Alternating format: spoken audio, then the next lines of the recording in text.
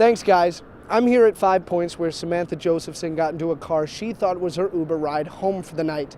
And it's easy to understand why. According to Uber's website, any car, make, model, or year after 2004 that has passed just a basic safety inspection can be an Uber car. So any of these cars can be an Uber driver as well. But more experienced riders say they've had their fair share of sketchy experiences with the service, so they have their own safety check before they get into any vehicle. I always ask who they're there to pick up. Like, I don't say, are you here for my name? I say, who are you here for?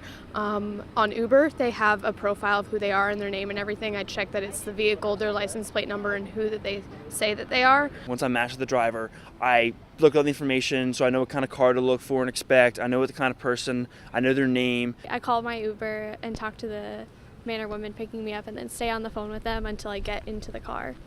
So that I know it's them and I can find them wherever they are.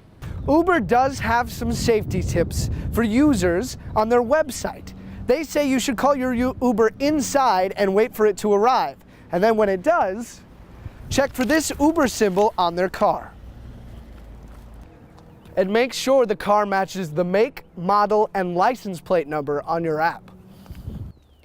Look to see if the driver matches the photo on the app. And the most critical step, before you get in the car, ask them who they're here to pick up.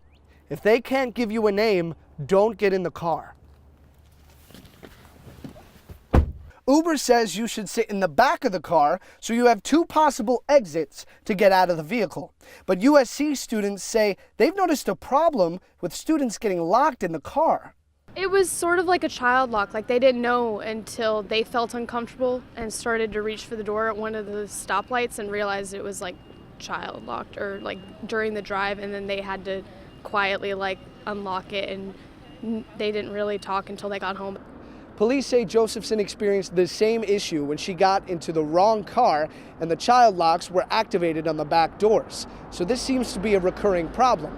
We reached out to Uber to see if they were considering any ban on these driver-controlled locks, but they have yet to comment on the issue. Back to you guys in the studio.